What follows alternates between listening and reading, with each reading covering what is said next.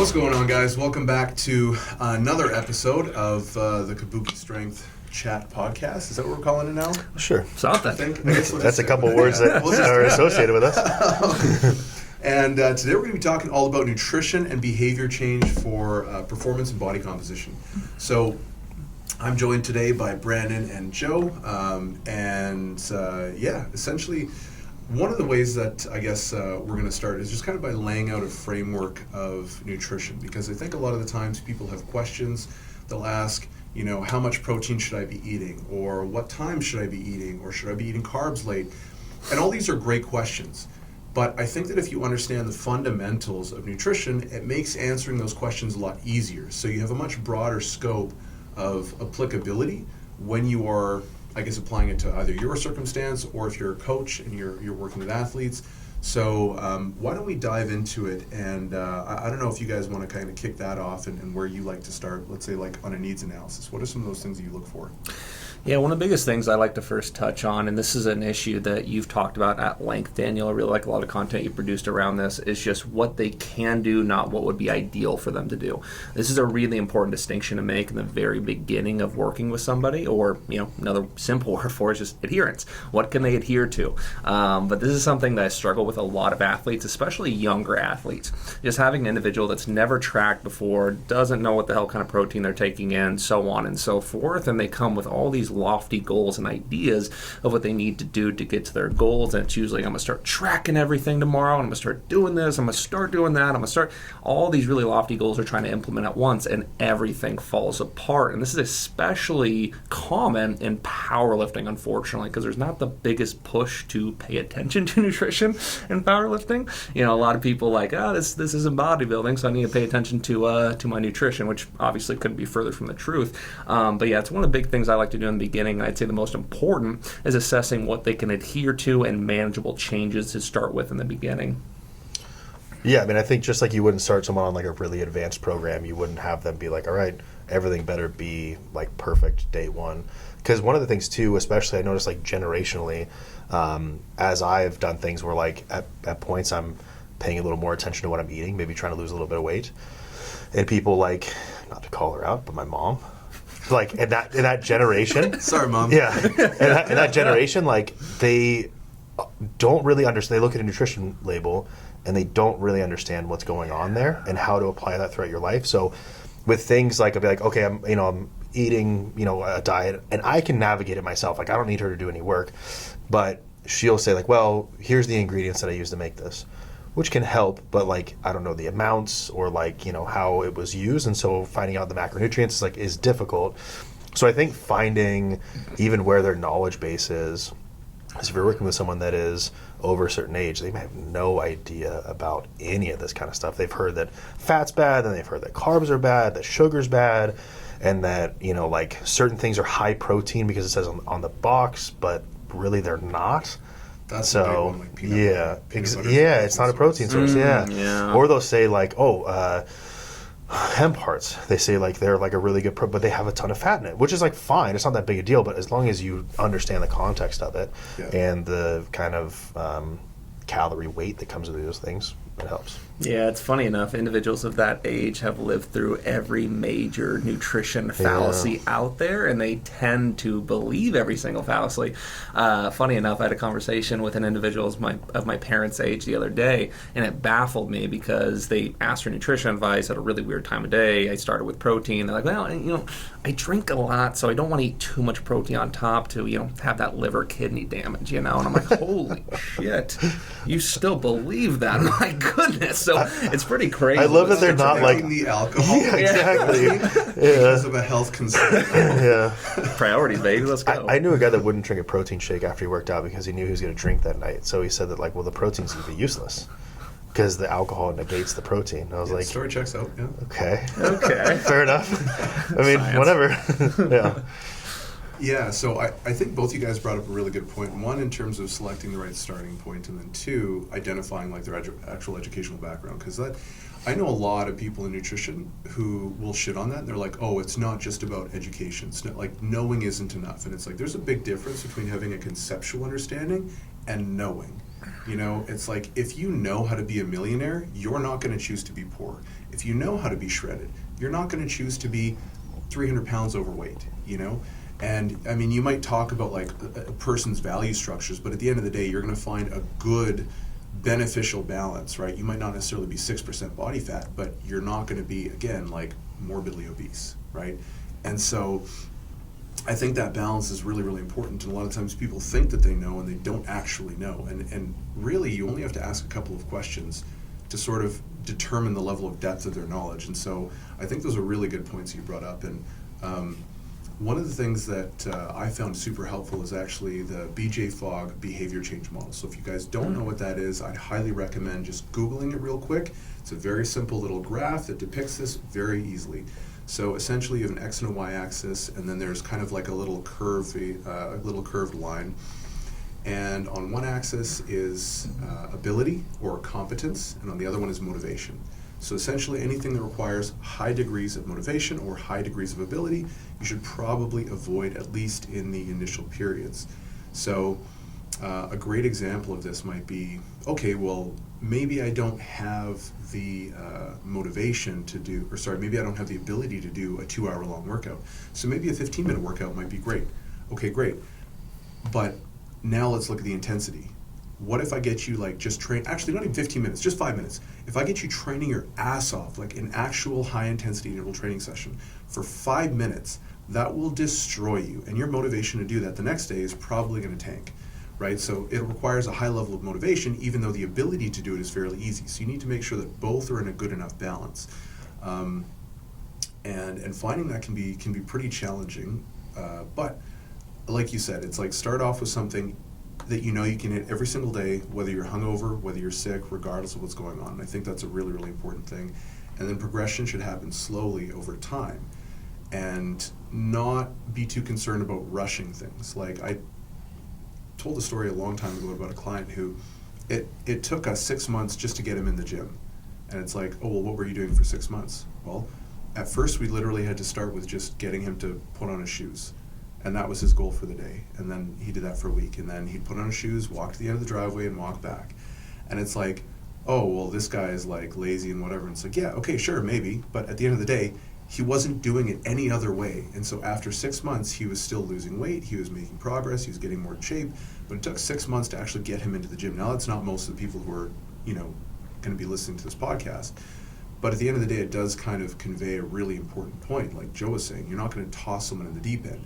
And what the deep end looks like for different people might vary drastically. Like I'm really good with dieting. I'm 100% on my diet every day without fail. That's really difficult for most people. But if you were to toss me into like, I don't know, strongman, I don't know how to do a lot of that shit. So I'd probably look like a freaking, like an idiot doing it, And so I would need to start off at a much, much more regressed level. And so I think that's really important, and understanding the different inputs, I guess, which leads to the next kind of thing about, your environment. Your, like, how do you actually acquire some of this information if you don't know? What are some good resources? How you can find good resources? How does your environment affect your decision? How does your immediate food environment, as well as like your maybe your social settings, your friends, things like that, the gym that you train at, how are some of those things going to influence your behavior and food choices, especially kind of on the weekend when you start going out and doing that sort of stuff? Mm-hmm. Yeah, absolutely. I'd say weekends are a really big one as well. Kind of touch on that a little bit further. I'm not sure about you two. I don't work with a ton of people with nutrition, but I definitely have a few on my roster right now. One of the most consistent issues that I run into is people almost give themselves a reward. I killed it for the 4 weekdays, so now I get to do whatever the fuck I want over the weekend. And they don't realize how much they just tank their progress in doing so. They give themselves a pat in the ass, a nice little attaboy for doing that. But then they go into such a large, let's say if their goal is lose weight, go into to such a large surplus that they literally undid and reversed, if anything, all the success they had during the weekdays. So that is a really big one. It's a hard truth to accept that you just don't get a cheat weekend every single weekend if you have these loftier goals. And that's something I run into quite often with both weight loss and weight gain. That's something that people don't talk about a lot. But I know with a lot of my athletes that are extremely physically active, they hike on the weekend, they do this, they do that, you do all these really active things that they don't typically do on weekdays, so their calorie expenditure is through the roof. They eat less meals, they eat less calorie dense meals, and you can very easily ruin your surplus and ruin your progress in the other direction as well with poor weekend practices. So very important to understand your environment there as well. Yeah, I think with the weight gain, one of the things I struggle with is on the weekend, one, if it's like a deload week or like Sundays, I just like don't want to eat. Yeah. And That's a big one for me. every time I have a big competition, I don't have anything afterwards. And when most people like, oh, you can eat whatever you want, most people might, go to IHOP, whatever. They might eat a bunch of stuff. Like you see the bodybuilders, that kind of stuff. I just don't eat. Yeah. I'll just be like, I'll go to a restaurant and be like, you know what? I'm going to have a salad. Because I don't need to fucking stuff my face. It's like way harder than you think. Yeah, I remember especially when I was injured, I went to a place and I was like, like this actually looks pretty good. It's like not that much food, but like that looks tasty. Instead of like looking like what has the most calories and is like closest to what I'm going to do. So yeah, it can be hard both ways. But I think you talked about culture too, and I think that's a big thing with powerlifting and strongman where you see people that, and even like bodybuilding, where you see people after a show, they're like, look at all this like stuff I'm eating, and gives the perception far from the reality of what high level people are doing. One, in bodybuilding, reverse dieting is huge instead of just like smashing a bunch of food.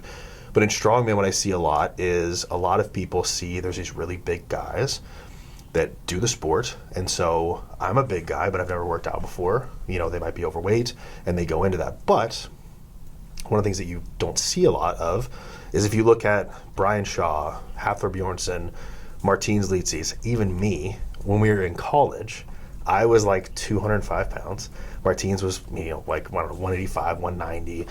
Thor was like obviously they're super tall, so like the weight doesn't really matter, but they were both really lean. And then we've put in a lot of work to the point where I'm now like 330 pounds. It took a lot of work, where it's like the opposite end. Instead of being really big, training and not realizing you should probably start by trying to like lose weight instead of just focusing on training super heavy and gaining muscle. Yeah, funny enough, and I think we have this in common, left to my own devices, something that I've realized with myself. The biggest issue I have with hypertrophy is definitely that weekend lack in success, hurting my success there. But the biggest thing I struggle with, left to my own devices, I think I would eat 2 to 3 times a day, and I would do intermittent fasting intuitively.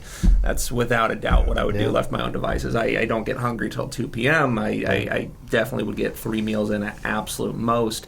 So it was extremely hard for me to facilitate that surplus, even on the weekend, especially when physical activity goes up. I'm big in foraging, so a lot of calories expended when you're looking for mushrooms in the woods. But don't need to talk about that too far. No one else cares about that but me. But another thing I always struggle with is just people thinking how easy hypertrophy is to facilitate. I really do think that's one of the biggest limitations people have. Individuals like to talk about common issues they see in the industry when an athlete goes to try to facilitate hypertrophy, and they talk about a lot of very intelligent things. But for me, something that doesn't get talked about very much is the conception of how easy they think it is versus how hard it actually is. And I know, Joe, you could speak to this a lot. Me and you have had some conversations about hardships during big hypertrophy phases, but it is extensive. It is extensive how unbelievably hard it is to continue gaining weight after a certain phase or after a certain amount of success. And it really does impact just about every facet of your life to continue increasing calories. Well, I mean, like to just jump off of that, when you talked about people that are good throughout the week and then fall off on the weekend, to give you context on like, it's my alarm to go off that tells me to eat. Actually, that's actually a good time in there. When people are good throughout the week and then cheat on the weekends, my strategy to gain weight for a while, when I really had to push past the threshold, was I would eat in a surplus like throughout the week, pretty good, as well as I could. And then every Sunday, I would eat regularly, and then I would have a family-sized pizza. So I would basically like cheat on the weekends, but it was specifically so I could just get a big surplus in so that I could gain weight. So I was like doing their strategy that they think they can get away by losing weight, but it was specifically so I could break 300 pounds. No, I definitely think, so right now, I'm pretty sure I'm the smallest guy in the room, but as someone who was, I think my biggest was 293 or 296 or something like that. And I don't think most people really understand how difficult it is to just be alive. Like tying your shoes, sitting down in chairs. Like I've broken, I can't even tell you how many chairs. Or like if you lean back or something like that and they just collapse. Or if you sit down too hard on a couch and it's not like a super expensive couch, you'll just hear this crunch and it just snaps. And like, trying to wash your back, like good luck, you know? Yeah, just kind of toss them so back so there for the best. There's like wash so your back, what are you talking about? Yeah, exactly. It's like there's so many things that really become difficult. And that's like obviously when you kind of approach a much, much higher body weight. But like, you know, when you're talking about, oh man, it'd be so awesome just to be able to crush a pizza, it's like, no. It's so hard to sustain that level of bloating indefinitely. Because it's not like, oh, I got to diet for a period. It's like, no, I got to diet like this for the next 10 years. And there's no end. I just have to be this size. And I think people really underestimate. I think they underestimate how hard it is because they see the opposite as being so challenging. They're like, oh man, it must be so easy to just eat whatever you want. It's like if you're trying to gain weight and you want to be like big and lean, like man, that's super hard. You have to be so on top of it, or else it's very easy to just become like overly fat. You know, and it's like depending on your sport, there's certain things that can help, but I think when you look at a lot of the different inputs for the individual as well, that sort of determines what approach is probably going to be the most effective. So, you know, you talked about intermittent fasting and what might work best for you, and that's super important because it's like, okay, there's a trade-off to be made there. You know, is it optimal? No, but is that going to be what you can stick to, and is that going to make the rest of your life easier to the point where it's actually going to enhance your training and your ability to stick to your diet? And if the answer is yes, then this now becomes optimal, and whatever is theoretically optimal just should be thrown out the window, at least temporarily. It's not to say that you can't go back to it and kind of test every now and then with progressions, but I think that's another aspect that people really overlook is, you know, the progressive approach of, okay, I'm going to try this, and, you know, they look at what people do and they think there's some sort of inherent benefit to doing that particular thing, when in reality it's not a mechanism, it's just a practical benefit. You know, like swapping to fish. It's not like swapping to fish is going to do anything for you when you're really getting lean. It's just a leaner protein, so it's an easier way to reduce your total calories without having to reduce food volume.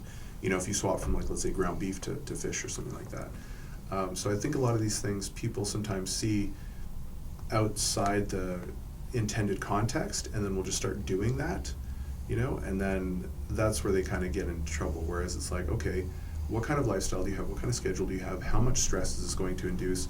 And what can you actively manage just all the time? And I think a lot of the times what people do is they'll be like, okay, this is my threshold for what I can tolerate. And then they just fill it up to the top. And it's like, okay, so you're telling me you're going to be able to do that. And they're like, yeah. I'm like, all right, what happens if you have even the slightest perturbation? And they're like, oh, everything's going to fall apart. I'm like, sweet, that sounds like an awesome plan.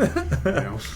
And so I think that you kind of need to leave yourself a buffer. And that's one of the reasons why I think people struggle with that idea of like starting small, is because they're like, no, I can handle more. And it's like, for now, but what happens when, you know, you're an accountant and we run into the busy season? What are you going to do then when you're working 12 or 14 hours? Like, are you going to be able to handle it then? No. Okay, so let's just start here.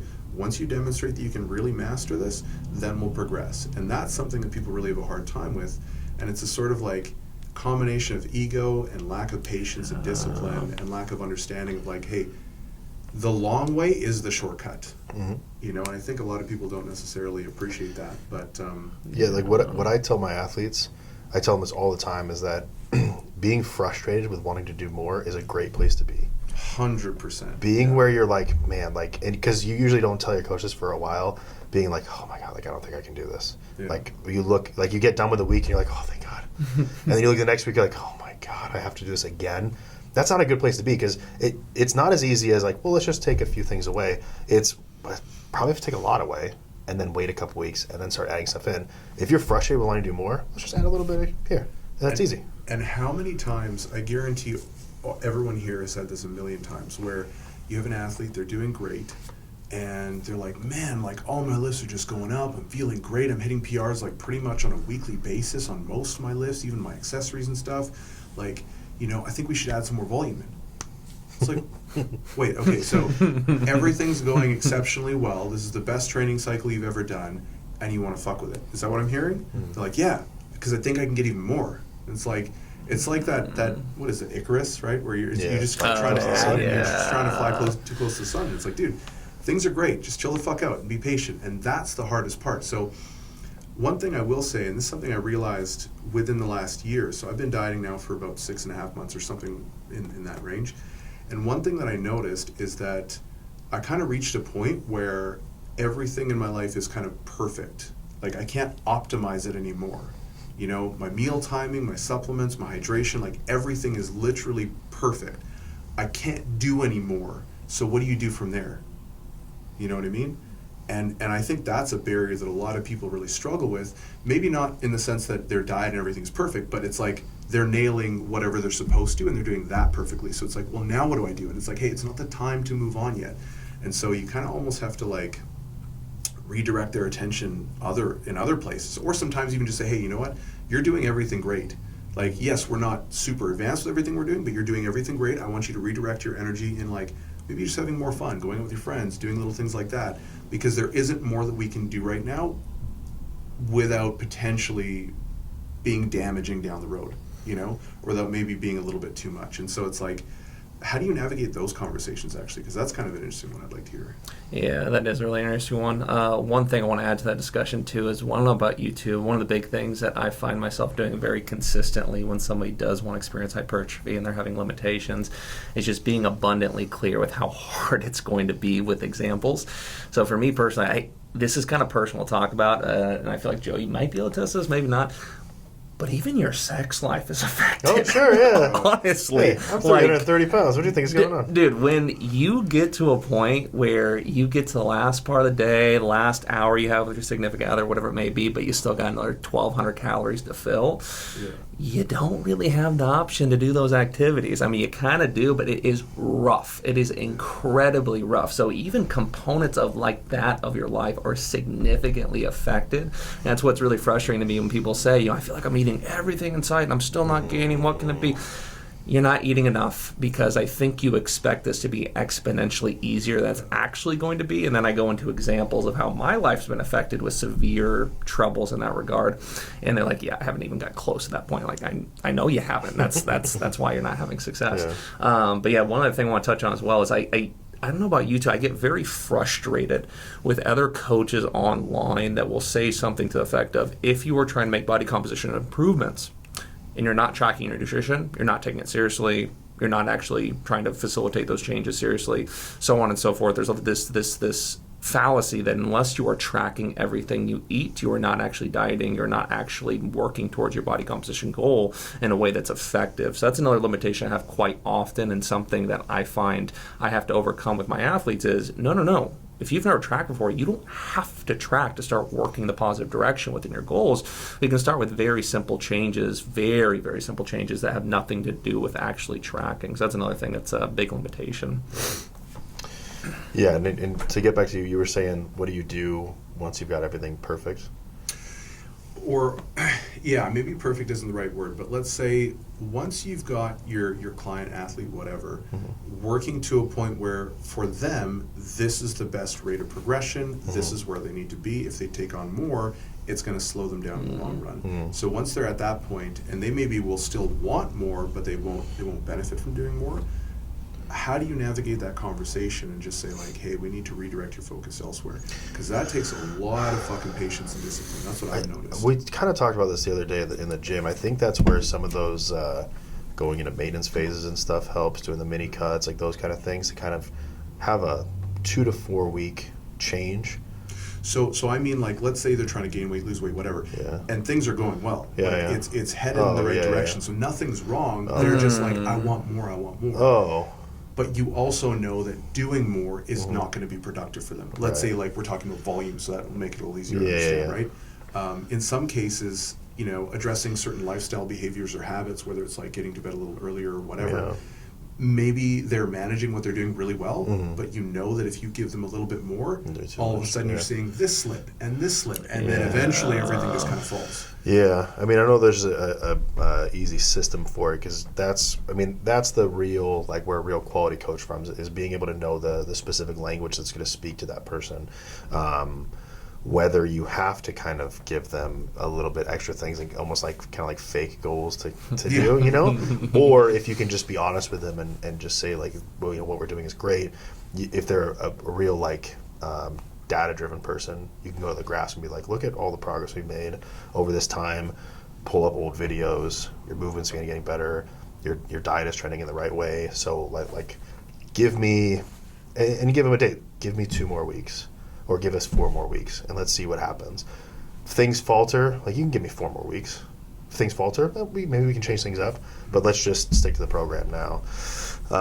But it really depends on the athlete. I mean, there's some that, unfortunately, even though things are going good and you're like, we need to stay the course, they're just going to take matters in their own hands. Yeah. So it's, you know, how do you jump to that before that happens?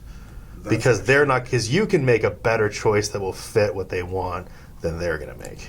That's a really good point, actually. And so, I can't remember who said it, but I remember I was talking to just a friend. He's another coach. It's a friend, Andrew Coates, and he was talking about, if someone wants to try keto and they ask you about it, or if your client asks you about keto, probably don't shit on it, because they're probably wanting to do it. Yeah. Maybe just like talk to them about it and then ask if they want to try it, because they're probably just going to do it anyways. But at least this way you have your hand in it. You can kind of minimize the damage. Yeah. And I think that's a really great point that you brought up right there. Is just like, just sort of knowing that they're going to kind of do their own things. Yeah. A lot of the times it'll be behind your back. Yeah. So having the awareness and also the communication, the trust. I think trust is such a huge thing when you're working with clients, but because then they will just bring that stuff to you, and they're not super concerned about whether or not you're going to kind of shit on them or whatever. At the very least, they'll know that you'll acknowledge it and kind of hear them out, which I think is super important. So I guess moving on to talking a little bit more about what you're actually eating on a daily basis. So obviously, we're looking at prioritizing protein and carbohydrates, and making sure that your carbohydrates, protein source, all that stuff is like coming from good quality sources. But when we talk about, I wanted to kind of shift in the direction a little bit more of like micronutrients, maybe food volume, just like high quality foods versus lower quality foods. And I'm using high quality, low quality with reference to an individual's goals, because, I don't like the sensitivity around junk food, how some people just get all fucking butthurt about it. But they're like, oh, don't say junk food. It's not junk food. And it's like, everyone knows what you mean when you say junk food. So it's practically, I'm just going to say junk food.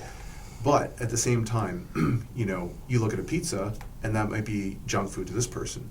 But for you, helps you get up and perform at a really high level. Sure. So its utility is predicated on the context, and I think that's really important. So, how do you go about enhancing someone's overall health? Because if you feel better, you will perform better. Mm-hmm. Even though, eating more veggies and fruits might not necessarily increase your glycogen storage or do this or increase MPS and blah, blah, blah.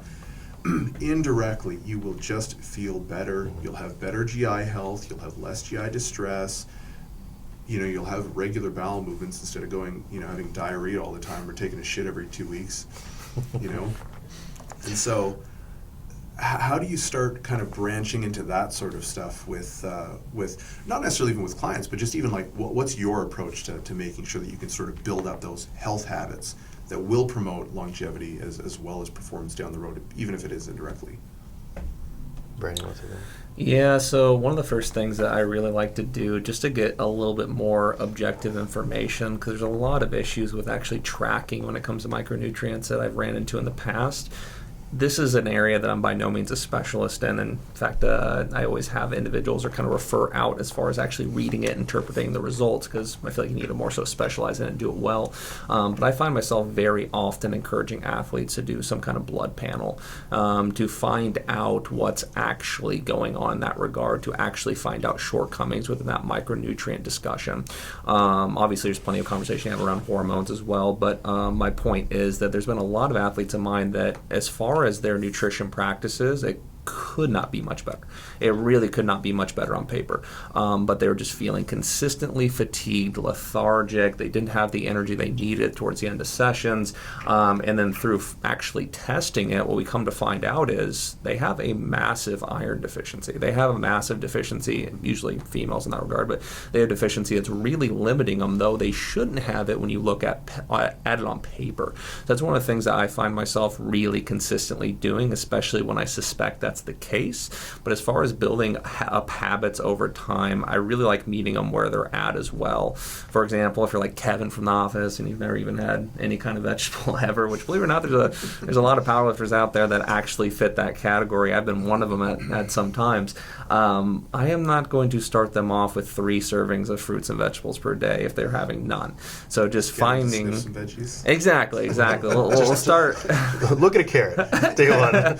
We'll start with lettuce on a burger, and then we'll kind of build up from there, which is only partly kidding, believe it or not. But with that being said, I really like meeting them where they're at, finding out what they enjoy eating, and kind of going from there. And for me personally, another trick that I find myself using a whole lot, though it's not the most advantageous from the standpoint of a satiety perspective if they're looking to lose fat, but I really like the shake avenue if needed. If you have somebody in front of you that just cannot, for the life of them, get consistent nutrients in, whether it's fruit, vegetables, whatever it may be, I have found that drinking them through some creative ways of making shakes is a really, really fun way to meet them where they're at and make it a little bit easier to adhere to. That's another little trick I find using quite often, actually. Yeah, the biggest thing, I had to buy spinach all the time, and it always goes bad so fast. And then someone was like, "Oh, you just put it in the freezer." And I was like, "Oh," and then you just put it in shakes. You get like way more spinach. Because like the one thing I wouldn't eat spinach because it was just like, all right, I ate it for the past 2 days and now it's bad. Or just like it kind of smells weird. You're like, I can't eat that. You know? So sneaking it in there, or this is like in the vertical diet, which Stan Everett does. I like that this is like kind of a sneaky way to get in. What they'll tell them is eat 4 baby carrots with every meal. It's like not a ton, but with people that don't eat it, it's more than they were doing before. It's really easy to digest. It's not like big volumes. It's just like you just have a bag and you just like whatever meal you just throw 4 baby carrots in there. It's more than they're doing before, and then it can always build out, from there. But there's some people that I've worked with that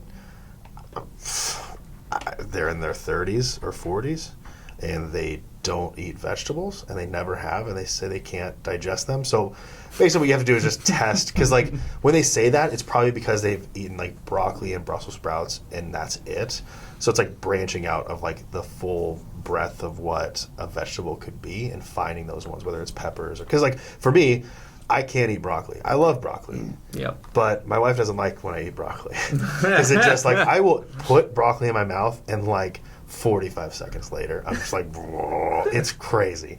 But the problem for me is that like every single frozen veggie pack is just like carrots and zucchini, but then like mostly broccoli. So I have to go kind of out of my way to figure out ways to get a lot of that stuff in that doesn't have broccoli in it. Because it's, whatever, it's funny if I fart a bunch. But like at the end of the day, like that's like GI distress. Like it's not doing good things for my digestion. Yeah. Especially if it hits me that fast. That means like that, like I'm not like getting all the nutrients and stuff I need out of it. So I think that's one too is having people write down like what they eat, but also like how you feel after each meal, like at 30 minutes after each meal, how you feel. And then as we gain more trust, you can talk about bowel movements and that kind of stuff and figure those things out and see like how to navigate those things. Because honestly, people can feel pretty terrible all the time and just kind of be okay with it and not realize how bad they feel all the time. Yeah. So you kind of have to like suss that out some way. Yeah, and one thing I have to add to that too, when I'm gaining weight, that's my biggest hardship as far as getting fruits and vegetables in. When you're struggling to get the calories you need in, the fruits and vegetables side of things, in terms of having them at each meal, are so satiating. Like they just, it's room in your stomach. To put it simply, it's room in your stomach you could spend on something that's more calorically dense, that's going to be more effective to hitting your calorie goals, which is the biggest thing you're focusing on then and there, which is again why I do bias towards the shake side of things, because it's just so much easier to get in, and from a satiety and hunger standpoint, it's less limiting to get the calories that you need for the day. When you say shake, do you mean powdered greens, or do you mean like actual vegetables? More so what you mentioned. So it's predominantly fruit. It's definitely predominantly fruit. I'm pretty pretty good at getting veggies in because I do a lot of like stir fries and things like that. I sneak them in ways that are a little easier to actually handle. So I usually kind of more so go that route. I also do a lot of kimchi and things like that. The texture component makes it a little easier to add to meals. I struggle more with fruit, actually, a lot more with fruit. So usually I make a shake that consists of kind of stereotypical stuff, the Greek yogurt, the protein, the this, the that, but adding in a shit ton of fruit and then also some vegetables in like spinach, kind of hiding them in there. Yeah. How do you feel about the greens powders? Because that's like what everyone, like a lot of people push them, but you usually find that they're sponsored by the people that push them. So like, I don't know, like it's just like because like on paper you look at it of what's in it and you go like, it seems good, but I don't know. I think it misleads people into thinking that they don't need to eat vegetables. So, I've seen a fair bit of research on greens powders, and most of it is bullshit. Okay. Reason why is because, one, it's incredibly unlikely that you're actually getting what they say you're getting. Sure. So that's a big one. The second thing is contamination. The third thing is processing. When they're processing it, what is that actually doing to the micronutrient profile? Then there's like the dose of it. Does it actually contain anywhere even near the dose? Yeah. And then is it in a bioavailable form? Or are they taking it from a form that's not very easily accessible? And a lot of the times, it's just not a very good quality one. I would never, like if someone's taking it and they like it and they feel good, I would never say like stop taking it, but I would never recommend greens because I just think it's a massive waste of money and time, and I mean it's like most supplements. Most supplements are just garbage, you know. You're like, and it can be expensive. I feel like they're all organic too. Yeah. I feel like the reason that people feel better doing it is because there's fiber in it. Oh. And what they need to do is just eat fiber. Like there's things that like in the supplement industry, the kind of the dirty secret is that you put a pretty basic ingredient, B vitamins, fiber, vasodilators, and careful, man, you're gonna get us canceled by big pharma. Right. And people like feel great when they do it. Like so this is the thing that like those test boosters do. They put a vasodilator in it. Yeah. So it does certain things to your body, and you probably lower your blood pressure a little bit. It's like I feel fucking great. Well, it's not the test booster in it. It's the other thing that's in it, which you can like buy for way cheaper. Yeah. So I feel like it's one of those things where, and not necessarily that they meant to do it this way, but it's a byproduct of what they're really trying to do. Yeah. You know? Another really good example of that too is that there is an amino acid company, I think is a BCA's company, that was fucking killing it. It was like 7 years back. I can't remember the company it was exactly, but they're absolutely killing it. And the biggest thing that came to fruition from people taking it is that people just felt better. People always felt better. And this company would go to a lot of CrossFit competitions and absolutely kill it. Athletes would swear by it. They drink it as an intra-workout midway through a competition. They swear they performed better. They felt better. You know, and this is clear validation to BCAs. They're just changing their lives. It had a really good electrolyte profile to it. Yeah. That's what it had. Yeah. I mean, the company would claim it was specifically because of BCAAs, but realistically, all those CrossFit athletes, it felt so much better. They were only rehydrating with water. They weren't using any kind of electrolyte solution. They took BCAAs, so it really just a really nice and a lot electrolyte profile, and they felt better, not because of the BCAAs so much, but because they were getting into a better hydration state.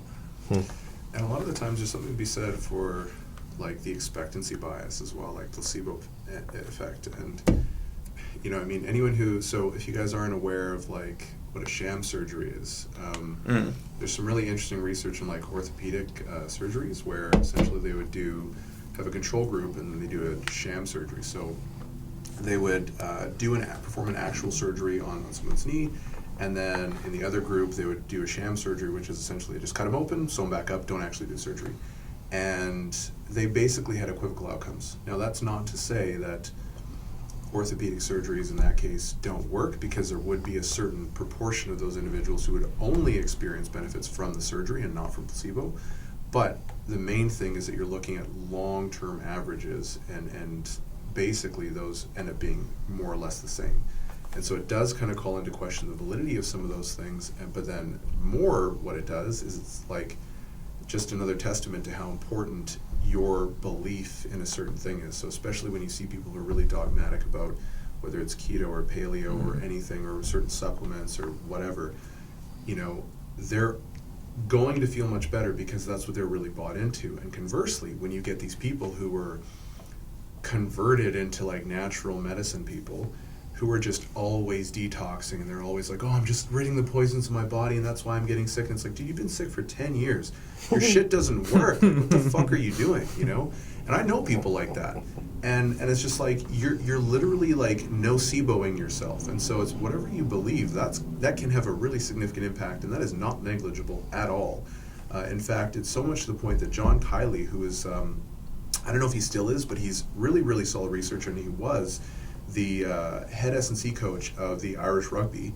And one of the things that he told me when I was chatting with him last time was that he believes that his athletes' belief in him and his coaching is more important than the actual program itself. And that's coming from a very, very high-level S&C coach. And he's by no means the only person who's told me that. And so I think it's really important to understand the impact of that, as well as like what you're buying into from a nutritional perspective. But we did touch on hydration. That's something I want to get into as well. So just a couple of little stats for you guys. People don't really talk about hydration all that much because they're talking about MPS and carbs and all sorts of stuff, which is really important. But nutrition is incredibly important, and so is hydration. So a 1% reduction in hydration status, and we'll go over what hydration status actually means, can result in up to a 10% reduction in strength performance acutely. That's fucking huge. 10% reduction. Okay. A 4% reduction in hydration status can result in a 20 to 30% reduction in work capacity. 20 to 30% reduction in work capacity. So you won't be able to hit your volumes. It's very unlikely that you'll be able to hit your top set because your strength is also impaired. And especially if you have, you know, if you're in like a conditioning circuit or something like that or whatever it is, that's significantly going to impair your performance. And then if you're chronically dehydrated, well, what's that going to do? And what happens when you go into comp? You know, and you were even talking about this before we started recording, right? Like a lot of the times you're sweating like crazy and you're not really replenishing any of the water, electrolytes, or any of that stuff. Even if you're not sweating, just because you're amped up more, you're more in a sympathetic tone, your respiration rate is going to increase. So you're going to be expiring more, which means you're going to be letting out more water. And you can get dehydrated just through expiration and inspiration, right? So why don't we touch on that and maybe even just some comp day or like meet day nutrition strategies, but we'll start with hydration and then maybe move into like carbohydrate solution and stuff like that as well. Yeah. So I would kind of summarize hydration as the forgotten component of performance. It really does fit that description really well. I feel like everybody knows it's important.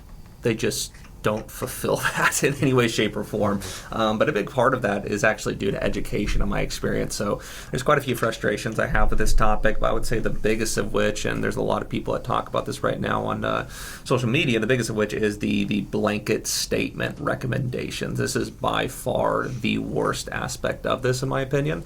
You have university level educations right now that in textbooks give recommendations that, you know, something to the effect of half your body weight in ounces. You know, a lot of people just say 1 to 2 gallons a day. You know, there's a lot of blanket statements or recommendations of this nature that just couldn't be further from the truth. I mean, the amount of variation when it comes to sweat rate, how much of that sweat is going to be, well, easy way to describe it is salty sweaters. You know, we all know at least a few of these individuals, but there's definitely a big differentiation between athletes and how much salt they sweat, how much they sweat overall. I know plenty of individuals, especially wrestlers actually, that are in the best shape of their life, could run 10 miles in a blink of an eye, do really well in that regard, but they sweat like pounds going through their day-to-day classes. Like it is ridiculous. So all of that to say the differences within hydration needs between athletes, between positions, between conditions, between there's so many variables that determines this, to a point where any kind of blanket statement or recommendation you give on hydration is inherently wrong. Yeah, I mean, you said it where you said like 1 to 2 gallons. If you've had 1 gallon of water, So, you know, like across the day, it's a decent amount, but I'd much like another gallon is so much more water. Like, I don't think we realize, like 1 to 2, that's like, it seems small, but that's a huge variance. And, you know, like, it's either 100% or 200%. yeah, right. Doesn't really What if you're a matter. 57 kilo woman? Like, Yeah, exactly. Yeah. Well, you see, like they say, like the 1 gallon like challenge or whatever. And I mean, if you're not drinking that much and you triple your water intake, you're just gonna be like peeing everything out, and you're just gonna be washing yourself out. I mean, there's obviously the examples of like that woman that died drinking a bunch of Yeah. water. Fucking hyponatremia. Exactly. Yeah, right. Yeah. So, yeah, I mean, but there's also like, there's in between, because then the other side will say like, well, only drink water when you're thirsty. But if you're a sport athlete and geared towards performance, by the time you're thirsty, it might be too late. Yes, especially in certain conditions, especially Yeah. the power lifter. Yeah. That's the thing. I mean, that recommendations is kind of poor across the board, but if you're in conditions where you are not extremely hot, not out exposed to conditions, say a soccer player, 90-degree heat, that is even a worse proxy for drinking water. But furthermore, another thing I like to touch on here is, even if you find the right hydration strategies for yourself, it still varies to an incredible degree throughout the year. So, for example, I used to need well over 2 gallons of water per day back when I roofed and wrestled at the same time. Like, my hydration needs, my water intake needs were just fucking ridiculous at that point in time. Now, they're extraordinarily different. Just couldn't be much more different. So, yeah, hydration needs, athlete to athlete, incredibly different. Sport to sport, incredibly different. But even if you find a nice hydration status for yourself, the differences throughout the years, the differences in different conditions or sports you find yourself in, can vary things just very drastically. And even a couple of things, like, I mean, you kind of mentioned it. I think maybe some people might miss it when you said environment, but like your actual environment. So if it's winter versus summer, if you're in Arizona versus Iceland, like, these things make a big difference, because especially if you're a big guy too. Like, I remember when I was big, I was perpetually sweating.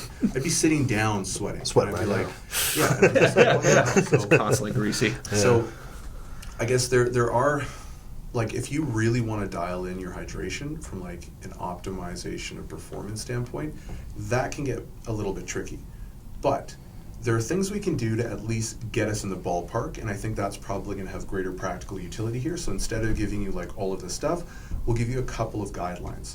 So hydration status, again, is the balance between the actual fluid and then the concentration of minerals and things like that are in the intracellular and extracellular compartments. Okay, so when you're taking in a bunch of fluid, if you're only taking in fluid and you're not increasing the level of like electrolytes, minerals, things like that, what's going to happen is you're actually going to leach minerals out of intracellular compartments to reestablish that balance. Okay, so you're actually going to cause issues, which is what Joe was talking about, where that woman in that case died. I'm not familiar with it, but someone apparently died because they drank a bunch of fluid and they basically just gave themselves hyponatremia. Or it's like when you're cutting weight, that's why you drink distilled water instead of spring water. And so what you want to do is you want to make sure that you're replenishing the fluids, but you also want to make sure that you're establishing a right concentration of minerals. So the main ones that are lost, now there's several, but the main ones that are lost are going to be sodium and chloride. Now, luckily for us, sodium chloride is just table salt. You don't need pink Himalayan salt or some fancy organic bullshit, just basic table salt. And anyone who wants to tell you that it's not as good doesn't know what the fuck they're talking about. Basic table salt, if you have a liter of water, just take a pinch, put it in there. It won't taste salty or anything like that. And a lot of the times that's enough. Now, especially if you're already seasoning your food, that should be fine. And you should pretty much be covered. Now, in terms of how to determine whether or not you're hydrated, there's a couple different things that are pretty important. So, one, I know a lot of people like to shit on this, but it actually is pretty valuable if you're doing some of these other things with it. Looking at the color of your urine, okay? If it's clear or even a light yellow, that can be pretty good, okay? However, if you're only using that as an indicator, probably not very accurate, because you could just down like 2 gallon or like a liter of water and then you'll be pissing Or you have clear, caffeine. right? Sure, right? But what we're talking about is consistently over the span of the day and over several days. And if you're consistently having a similar amount of water and you're not going to the washroom all the time, because salt's going to help you retain a lot of the fluid as well. right? So if you're just drinking water and then you're pissing constantly, that's not very good either, right? Because you're also flushing out fluid, but you're flushing out the minerals and stuff like that as well. So a couple of things that you can do is, especially in the winter time, and these are just kind of anecdotal things that I've noticed, drinking less cold beverages and more like warm or hot beverages can help get more fluid in. Having them in some proximity to your meals can usually help with kind of retaining some of the water. And then again, if throughout the day your urine is more or less like kind of a light yellow to clear, you're probably in the good, especially if you're not going to piss all the time. If you're waking up in the middle of the night a handful of times and going to the washroom, you're probably not doing it right, and so you probably need to structure your water intake earlier in the day and less so at night. So there's a handful of different things that you can do like that. And if you're feeling good, everything's going well, then you're probably in the ballpark. Do you guys have anything to add to that? Yeah, a few things I'd add to that. Another thing that really, in fact, drastically changes your hydration needs or strategies is going to be your dietary composition. So for me personally, when I am trying, and this is something that's missed every single time, when I'm trying to lose fat, I'm getting in more fruits and vegetables, the water composition per weight of the food between, let's compare a biscuit and steak, eggs, fruit. So if you take a piece of celery, that's probably a severe example. A piece of celery is like 98 point something percent water. A biscuit is 5%. Like, it's drastically different as far as how much water you get from your food based upon your dietary composition. And for me personally, when I change my dietary composition, I also have to severely change my practices. If I'm in a phase of dieting where I'm getting in a lot more fruits, vegetables, a lot more food of that nature, then I'm going to need less water to drink and more salt that I need to add to my food, or just find strategies where I can get more of those electrolytes. And then on the reverse end of things, if I'm in a heavy weight gaining phase, I'm incorporating more ultra processed foods, then I'm going to need less electrolyte considerations, and because I'm getting a ton of it from the preservatives in my ultra processed foods, and I'm going to need a lot more water consumption. So dietary composition can change drastically your hydration needs. Now, another note I really want to add here too is that a lot of athletes miss this, and that is, this is a very much oversimplification of things, but when you are actually training, 1 to 5 pounds. I really don't like that range actually, because it can change so stinking much, but around 1 to 5 pounds on average of water, of sweat you lose per hour in a session. Now, I know people that can get up to 10 pounds. I know people that can be vastly outside of this range. But what studies show is that the average athlete only drinks back about 50% of what they lose. So this is a really important thing to consider here as well, because when you are actually training, as Daniel previously mentioned, it is unbelievably easy to get to that 1 to 2% reduction in hydration status. It's really easy to get there. You hop in a hot tub for 10 minutes with some friends, and you can get there incredibly easy. You train, actually warm up for 15, 20 minutes, you can get there incredibly easy. So as far as getting rehydrated in training session, we have to understand the implications there as far as how much you are losing, how easy it is to not get nearly enough of that back, and the dramatic consequences to your performance if you don't focus on that, which is some of the stats he mentioned earlier, 1 to 2% up to a 10% reduction in performance, 4%, 20 to 30% reduction in work capacity. This is drastic stuff. And when you have athletes that are doing everything they can as far as, let's say, supplementation goes, get that extra 0.5% increase in performance, meanwhile you're doing something that's reducing your work capacity by 20, 30%, that is extreme. So it's something we need to pay attention to. Yeah, I think one of the things that I see is people that try to over-optimize their life when it comes to hydration and like eating. So one of the things that people have said I've seen recently is that you shouldn't drink water around your meals an hour before or an hour after. When do you drink water? Like, so there's a 2-hour window where you don't drink water at all because they say it dilutes your stomach acid. But one of the things that you could do, whether or not that's has an actual impact on it, one of the things you could do is you go, okay, my hour's up, I'm going to slam water and chug water and then stop. And so you go through these like peaks and valleys of a ton of water and then nothing, and then a ton of water and then nothing, and you can get to that point where you're just like shedding water. piss is clear, fucking good to go. You know, where really it's like not. That's not what's happening. You might be doing more damage that way. Oh yeah, for sure. Know? So, like, again, I think exactly what you're saying. People sometimes will take this and be like, "Oh my God, I got to get it exact." It's like the point that we're trying to make is that, you know, at top tier like athletes, yeah, you do want to be paying attention to this. You want to be getting really specific, but general population, even if you're like a serious lifter, you know, and if your hydration's not that great and you just implement some of these strategies, it's going to improve significantly. So you don't need to all of a sudden be worried that, oh my God, everything's going to go to shit. But like, make sure you're a little hydrated before, make sure you're hydrated during, make sure you replenish your hydration afterwards, and you're probably going to be all right. And then you'll just be able to sort of gauge how you feel. And these are just pretty simple things that don't really take a whole lot to do, you know, like you just, and again, it's really easy to attach. The reason why I say drink with your meal is because, like, I've always noticed that when I drink with my meal, like, some people might say it slows gastric emptying a little bit, which it probably does, but does that matter? No. It's like when people say, oh, you shouldn't eat meat because it's hard to digest. So what? It's like saying you shouldn't lift weights because it's hard to lift. You know, it's like, that's not really like a reason in of itself. That's not a negative in and of itself. But I guess let's just close this off with some little bit of talk about meat day nutrition. So I want to go over a couple things. I'm going to shout out a couple of things, and then you guys can kind of fill in the gaps of what I maybe missed. So meat day nutrition is going to be primarily focused on a couple things. So one, making sure that you are well fueled throughout your entire meet, which can span like 6 to 9 hours sometimes even a couple of days if you're in strongman. You want to make sure that you're not hungry, and simultaneously you don't have any GI distress, whether it's due to hunger or just being bloated or having indigestion or anything like that. You want to make sure that you have stable energy levels. You want to make sure that you're not dehydrated and your muscles aren't feeling like really tight or anything like that. And those are the main things. Like, those are really the main things you have to check off. I'm not sure if I maybe forgot anything, but how do you guys approach meat day nutrition, and maybe even like if you're doing a weight cut? That might be a little much to cover right now. But let's just stick with meat day nutrition. So you've done your weight cut, assuming you've done that right, and you're feeling pretty good. What are you eating on the competition day?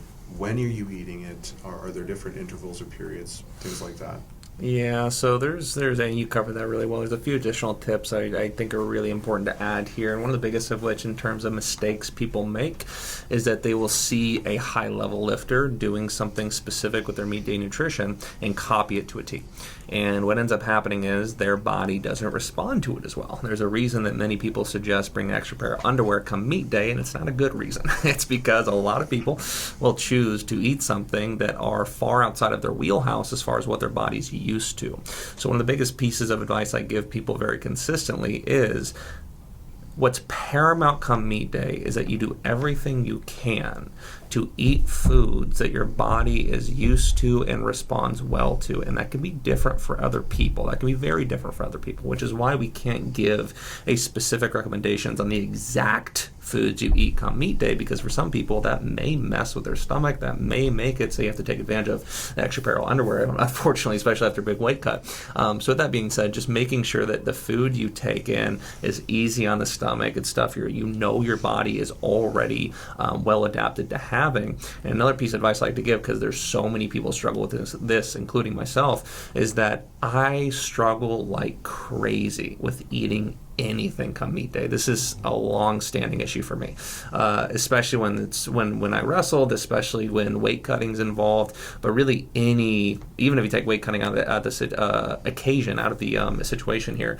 still I severely struggle with stomaching anything. The second I get even a tidbit nervous, foods that I could normally wolf down in a second, I can't even begin to stomach. I could literally go the entire meat day without having a single item. So with that being said, I've had to change my strategies a little bit, and I have to be careful what I consume. So for example, I have to be careful with getting too overzealous with stimulants, because stimulants can further exacerbate that issue for me. it can very much further exacerbate that issue for me. So make sure you guys keep meth and coke on. Yeah, caffeine, kratom, things like that. The main things I try not to get too overzealous. That just stimulants of that nature that can possibly have a appetite effect in a sense. So really making sure I do that, and then also I've had to employ drinking more of my calories, though it may not be my go-to for everybody. For me personally, that's just kind of the reality of the situation. That's oftentimes all I can stomach, and what's the most paramount is just getting those nutrients in come meat day, and if that's the strategy that works best for me, that's what we got to do. Yeah, so I am very similar to you, that if I have one bite of chicken or one spoonful of rice, my stomach's full. Yeah. I'm like, that was too much. I might throw up. Like, it's just, I just can't do it. I see people like eating chicken and rice. I'm like, how are you, like broccoli? It's like, what are you doing? I have no idea how they do that. So I have to do all liquid. And so I've come down to a pretty like narrow practice that I will follow that works really well for me, but it might not work well for everybody. There's a diet coach that works a lot of strongman. He focuses on, he'll take people's like insulin readings throughout the competition. So I have like 6 athletes there, and he gives them different things based off of the levels that they're at. A lot of the stuff is about the same because you tend to like take care of most of it before the competition. But he'll give them different things because some people need a little bit more fat than others. Some people just need carbs. So it's going to be different for people, and you kind of have to experiment, but with things that you know are going to work well for you. It's not a wild experiment. I mean, carbs and electrolytes and water are pretty easy on everyone's stomach.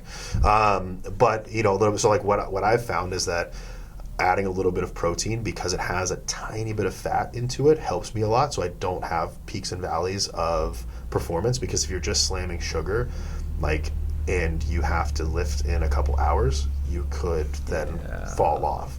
So there's a lot that goes into it. But one of the things that I tell all of my athletes, regardless, is that like food is for like before the competition and after the competition. So if you can't do it during, that's okay. Your job for the whole day outside of competing, and it's even more important than doing the competition, is to constantly have some fluid with electrolytes in your hand if you're not directly competing, because you're just going to do it. Because we talked about inside versus outside, and I find this a lot with strongman, is that if you're outside competing, you're sweating, you're sweating, you're going to drink, you're thirsty. But if you then go to, which some of our highest level competitions are at convention centers, and they're kind of cold-ish in there, but you don't realize you're just dumping water all day. And it's happened to me a couple of contests in a row where every single last event, because there's 5 events, so it's a little bit more spread out than powerlifting. So the last event, I would cramp on the last event every single time because I just wasn't getting what I needed in. So I had to overcommit. I bring a salt shaker. I bring electrolyte stuff. I will literally just crack a bunch of salt into the water, just to make sure that it's all for future performance. It's not for that thing I'm doing right then. But yeah, I mean, just to reiterate a lot of what you guys said, but to make sure that you're doing it. To find out a way to get something in. If you can't stomach something, figure out a way that you can get it in regardless, because you can't eat, but you can still get in a couple hundred grams of carbs easy. Yeah, so there's ways to do it. I think a lot of people really underestimate how much that that increased sympathetic tone affects your hunger and bowel movements, because you might not be sweating a bunch like you were saying about being indoors, because that was a really great point. I don't really sweat when I'm at a meet, but I'll go through a 1.5 gallons, 2 gallons of water. That's the most dangerous state, when you're not sweating, because you're just oh, I'm good. Yeah. I'm just chilling. I'm gonna take a nap. 100%. But it's your rate of breathing goes up, and then when you're nervous, what happens? You need to shit your pants. You need to piss a lot. So your athletes are constantly going to the washroom because nerves are just upsetting their stomach. Yeah. And so a couple of things that I really like, I'll just kind of give you this and you guys can sort of do with it what you will, are using carbohydrates in my drink. So like you were saying, having electrolytes in there is super important, but also carbohydrates, super important, because it's going to help with rehydration as well. And it's going to make sure that you have a little bit more stable energy throughout the day. So, and there's a way to kind of measure out how many carbs per liter of water that you should be having, and then adding some a little bit of table salt to it as well. So you've got your electrolytes, you've got your carb, you're sipping on it. It's going to keep you more or less stable throughout the day. But then in terms of food, you're looking at foods that are easier to digest. So like you're saying, probably not a bunch of broccoli or cruciferous vegetables, probably not a steak. You know, if you can toss some protein powder in with your big gallon of water, whatever the heck it is you're drinking, that's also going to be great because it's going to give you some amino acids. You're just going to feel a little bit better. But most people, or at least some people, will probably actually need solid food. So I will need solid food. I will not be eating that during, like, if I'm doing squats, even between attempts, I won't be doing it. I'll be doing it in like the 10 to 15 minute break between squat and bench, and then bench and deadlift. And the things that I tend to like are things that are, you know, have a little bit of fat, like Joe was saying, so it kind of stays in your system, but it's not overly heavy. They have carbohydrates and they have proteins. So things like some Cliff Bars and bananas, salty rice cakes. Those things can be fantastic because they're not really high food volume. They're very easy to digest. They're already kind of broken down and they don't sit too heavy. And you don't even need to eat like one of each. You just kind of, those are my go-tos that I found to be really effective. And have been fairly effective with a few of my athletes. But again, you're gonna kind of have to go and pick. And then the bananas are like carbs and potassium as well, so you're getting a lot of that replenishment of your electrolytes as well at the same time. So options like that, your protein shake, your carb solution can be super, super beneficial for just kind of sustaining energy levels, but not necessarily getting to that point of GI distress. Stop fucking eating gummy bears. That drives me nuts. I was about to ask you about that. If I see one of my athletes eating gummy bears, I'm going to smack the shit out of them. Well, they have to. That's what they all do. That's what everyone does. And it's like, cool. That guy just shit the bed. You know? He just bombed out of his squats. Are you going to listen to that guy? No, don't. You know, like, it's like I don't understand it. You know, I don't understand. People will weigh in, they'll be like, awesome, I just weighed in. Let's go with all you can eat sushi. I'm like, oh, you don't eat sushi normally. And they're like, yeah, that's okay, because everyone's going. And I'm like, okay, sweet. That sounds like a great idea. Shut the fuck up. Get back to the hotel. Focus. Eat like an athlete. Perform like an athlete. Don't eat like an asshole. After, eat whatever you want. Eat a dick. I don't even care, right? But just like, maybe that was a little too much. But like, eat whatever you want, but do it after the meet, you know? At the meet, you need to be focused on your performance. Like, you put so much time and effort into your training, into your sleep, into your deload, and then you just are like, well, I don't need this part of my brain anymore, and you just kind of huck it over there. It just drives me nuts. The reference I like to use for this, too, is because I see that all the time, Daniel. I see people, not so much the eating dick part, but I see a lot of people, they get done with weigh-ins. They get done with weigh-ins, and immediately they're like, okay, time to reward myself. And they go straight to pancakes, they go straight to this, that, or one common example I actually ran into very recently that makes no sense to me. I literally don't even understand this from a satisfaction standpoint, but they got done cutting weight and went right to a steakhouse with their family. So here's the thing. Even if it's a small weight cut, if you are found in the desert after spending multiple days not being able to eat, not being able to drink, you're stranded there, you're rushed to the hospital, what's the first thing they give you? Is it a big juicy steak? Is it a big plate of pancakes? No. It is a hydration solution. It is saline, and it's for good reason. So when you get done weighing in, and there's a lot of nuance here that we'll have to cover in a future podcast, because there's a lot of details we can cover here. But point is, when you get done weighing in, you got to focus on that hydration. You got to focus on performing like an athlete. You can't just give in to the satisfaction of eating a meal you haven't eaten yet, because my goodness, will that ruin you for the next day. It's going to like sap even more water out of you. Yeah. You should feel fucking awful. Yeah. But one of the through lines that I think that I want to point out with all the things that we didn't really talk about what specifically we do on meat days, but we kind of around it. But they're all things that you can either travel very easily with, powders, or things that you can get very easily at a grocery store. Cliff Bars, bananas, that kind of stuff. So because we've all traveled for stuff. And so what often happens is someone travels and they go to like Walmart and they're like, fuck, I don't know, they have like donuts and like candy. I guess we'll just do that for the day. You know, making sure that you go somewhere that you're prepared. I always tell my athletes to buy way more than you need. Oh, yeah. Because I was at this meet, I wasn't handling this person, but I like knew him. And he's like, man, I don't feel very good. I'm just like dehydrated or something. I was like, all right. I had like noon tablets with me. I was like, where's your water? I'll give you some noon tablets. And he goes, oh, it was right here. And it was a little bottle of water. I go, well, where's the rest? He goes, oh, I just brought this. I was like, this person's done like 6 meets before. And I was like, you don't have any water? He goes, no. I'm like, well, first of all, there's a drinking fountain right there. So go refill the bottle. But also, what are you doing? Like, didn't bring anything? You brought 8 ounces of water to a meet? It was insane. So like I was like, okay, put this Noon tablet in your mouth and chew it up, and then just like slam some water down. And I mean, it was like deadlifts at that point. That's all he had was that little bit of water. One of the craziest things I've ever seen in my life. Or a single power rate. I ran into that. Yeah. He didn't freaking tear anything, man. He tore his hand open, but whatever. or the other thing that, like, my buddy, he was very well prepared, and he had this big shaker bottle, and he goes to do something, and someone kicked it over, and it broke. And he's like, "Fuck! I don't have a thing to put the stuff I need into it." And so he was just like, ended up cramping up and like tried to make the best of it he could, but he just couldn't get the stuff in. So there's a lot of things you have to like prepare for the worst possible scenario. Honestly, like, it's kind of wasteful and I feel bad, but like every time I'm like about to fly out, I have like a bunch of shit that I didn't drink or eat that's like candy, so but I don't know, it's better to be in that standpoint, and I try to give it away and stuff to people, but it's better to be in that point than to not have it at all. Absolutely. Awesome. I think that pretty much wraps it up. I don't really know how to end these things off, but we'll figure it out. So for now, see you guys in the next one. Bye.